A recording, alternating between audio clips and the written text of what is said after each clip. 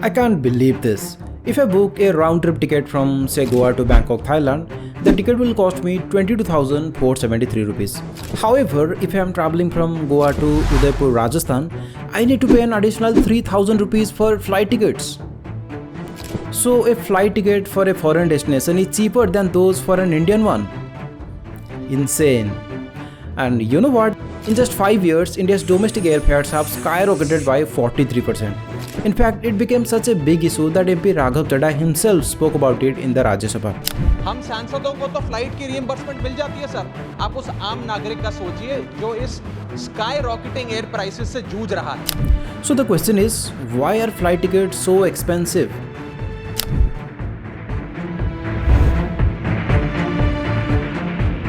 The Indian aviation industry is no doubt is booming. Our airports have more than doubled in number from 74 to 157 in just a decade. But while Indian airports are increasing, Indian passengers are flying in record numbers, Indian airlines are dying. In fact, in India, most airlines go bankrupt within 5 years. Remember Kingfisher Airlines or Jet Airways or the recent Go First Air? Several popular Indian airlines have closed operations in recent years, and that caused a mismatch between demand and supply. Just take the example of Go First Air.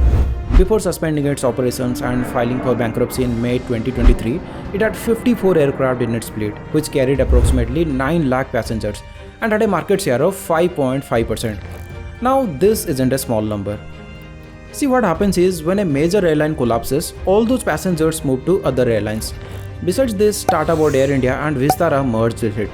That left us with Indigo, Air India, Akasa Air and SpiceJet as the only 4 major airline companies. Indian Airlines currently operate a combined fleet of over 800 passenger aircraft as of 2025. And it is no secret that Indian Airlines are dealing with supply chain problems and engine failures. Now and then we hear about multiple problems related to these planes. And how can you forget the deadliest Air India crash?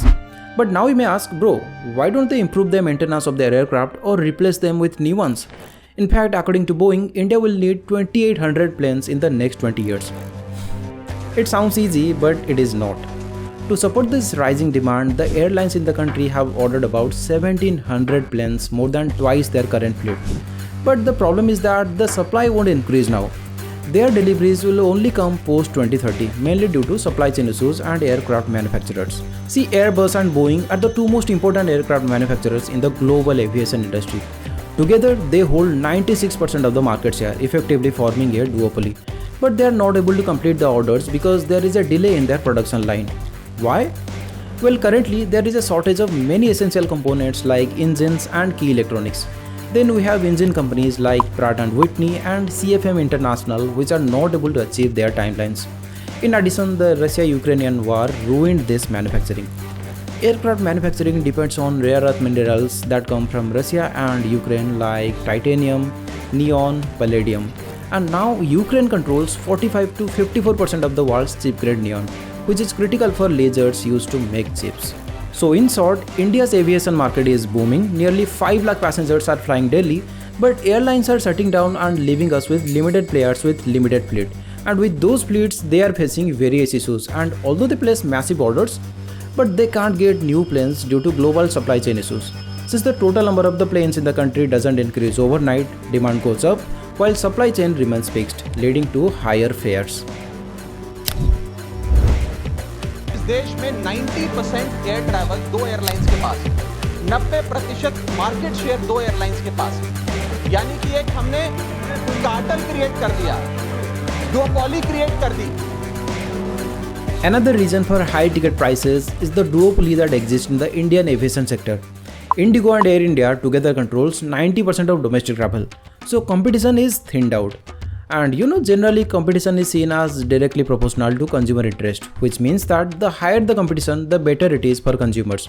Now, because of this duopoly, we face 2 major problems. First, many low-cost carriers like Indigo operate in metro-to-metro routes like Delhi, Mumbai, Bengaluru, Hyderabad. But their presence is meager in smaller cities. This results in very few flights to Tier 2 and Tier 3 cities. And if you ask airlines about this, they say these routes are not very profitable for them. That's why they operate very few flights on those routes and charge high prices so that they can make good money on these routes. Second, India has 1100 routes, out of which nearly 800 are basically monopolies.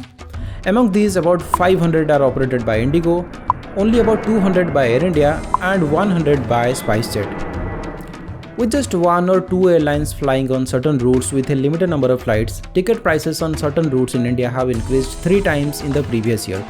And it's a nightmare for passengers in case of an emergency. For example, the ticket price between Kolkata to Bhubaneswar usually starts from 30 to 100 rupees, but now it's almost doubled while Indigo dictating this route. So apart from low competition, there is one more reason for high ticket prices, and that is, surprise surprise, tax. So let's break down the ticket price and then we'll see which component is responsible for increasing ticket prices. For example, the cost of a typical Mumbai to Guwahati flight ticket is 4,931 rupees. So you have purchased a ticket and thought that the entire amount goes directly to the airline, right? Wrong. Out of the ticket price, approximately 75% to 85% of the amount goes directly to the airline. That makes the base fare to 4,100 rupees. This amount is what airlines charge you for your transportation.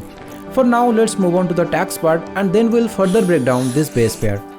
Then we have a GST of 5% for an economy class ticket and 12% for a business class ticket. This is added to the base fare, which is about 205 rupees. Then we have QT charge, which refers to Common User Terminal Equipment charge. This amount is collected by airlines for using airport facilities such as metal detectors, escalators and check-in terminals. For economy class domestic flight, the fee is most commonly appears as 50 rupees. The next is aviation security fee, which is about 200 rupees. Sorry, it's 200 rupees plus 18% GST, that is 236 rupees. This amount is collected uniformly at all airports from departing passengers and is directly used to fund security personnel and arrangements at the airport.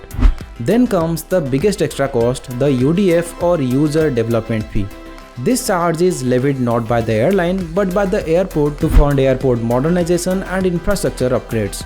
The fee is generally fixed and varies from airport to airport. Key thing to note here is that the UDF is paid only once at the departure airport and does not depend on the ticket price. For example, domestic passengers flying out of Mumbai will be charged 175 rupees as UDF, and for Guwahati airport the UDF is 625 rupees. The worrying part is that the UDF has been rising rapidly. Passengers from Patna now pay almost 300% more as UDF. Similarly, at Kannur airport the UDF is increased by 165%.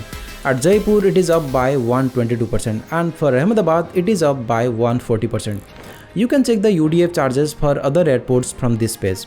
So apart from GST, QT, ASF, UDF, there can be RCC or Regional Connectivity Charge, which is a fee charged to airlines on scheduled domestic flights to fund government's UDAN scheme.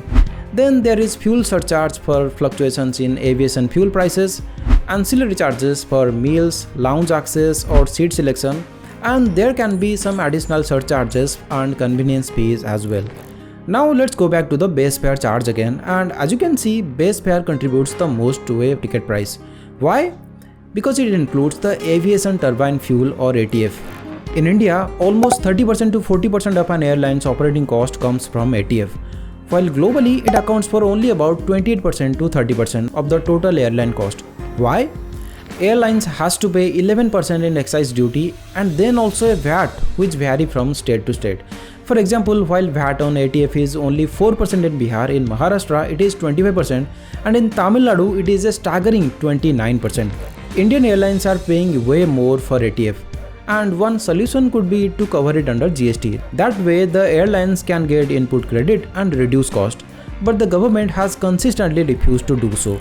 And to make matters worse, ATF prices in India are on a rise. Although it's not as high as the 22 spike, but still it's significantly higher than the pre-COVID level. And you can check the current rates of 1 kiloliters of ATF prices in different metros in India. And according to our Civil Aviation Minister, ATF constitutes about 45% of an airline ticket price. So these high taxes and increasing ATF price reflect on those airline charges, which makes the flight tickets expensive. Another contributing factor to increasing airfares can be attributed to the high maintenance cost of an aircraft. See, aircraft maintenance is a significant operational expense for airlines, often second only to fuel cost. India had a limited number of certified maintenance repair and overall facilities meeting global standards. So airlines had to outsource maintenance internationally. So to make matter worse, we had 5% to 28% tax on imported aircraft and engine parts. This further increased the cost of repairs. So these factors forced airlines to allocate a larger portion of their budget to maintenance, raising overall operating cost. As the higher costs are reflected in the airline's financials, they tend to pass on some of the cost burden to passengers through higher ticket prices. But thankfully, our government implemented a uniform 5% IGST on aircraft parts and engines. Our government is also developing domestic heavy maintenance facilities in Hyderabad, Nasik and Bengaluru. This will substantially reduce the maintenance cost of an aircraft. So these are the reasons why flight tickets are expensive in India. But what's the solution of these increasing ticket prices? First, the thing the government can do is to reduce taxes on ATF either by bringing it to GST or by reducing the central government's excise duty or by states' VAT. This double taxation needs to be stopped. Otherwise, it's the consumer's pocket that hurts, not the airlines. Second, the main solution for this is that we have to increase competition in the sector, because when many airlines compete on the same routes, they try to attract more passengers by lowering ticket prices. This leads to discounts, promotional offers and generally cheaper fares for travelers. So to reduce competition, we have to make it easier for newer companies to enter the sector. So what's our government is doing to reduce airfares? First, as I told you earlier, they implemented a uniform 5% IGST on aircraft parts and engines. The government targets conducting 90% of aircraft heavy maintenance domestically by 2040, which can reduce maintenance costs substantially and build India as a global MRO hub. Second, the government has started an aircraft leasing ecosystem in Gift City, Gujarat, where companies will get a 10-year tax holiday and good rentals. It's important because 80% of Indian aircrafts are leased, and leasing is a complex process that involves interest rates and there is a risk of forex as well. This way, new companies will be formed, leading to increased competition in the sector, which eventually means lower airfares. Third, flights that operate under the UDAN scheme got a special discount on the tax for aviation fuel. So instead of paying the usual higher 11% excise duty on jet fuel, these flights only pay a much lower tax rate of 2% on a special type of fuel called blended ATF. By the way, for those who don't know, the UDAN scheme is a flagship program by the Indian government which aims to make air travel affordable and connects smaller tier 2 and tier 3 cities with larger urban centers. सरकार लाई एक scheme जिसका नाम था उड़ान, जिसका full form है उड़े देश का आम नागरिक। पर कैसे उड़े? ना फ्लाइट के उड़ने के ऑप्शन है, ना अफोर्डेबल टिकट है, ना फ्लाइट सही समय पर चलती है, तो कहां उड़े, कैसे उड़े? That's all from today's video and I hope you have liked it. If yes, then please hit the like button and subscribe to my channel for more such insightful case studies. I'll see you in the next video.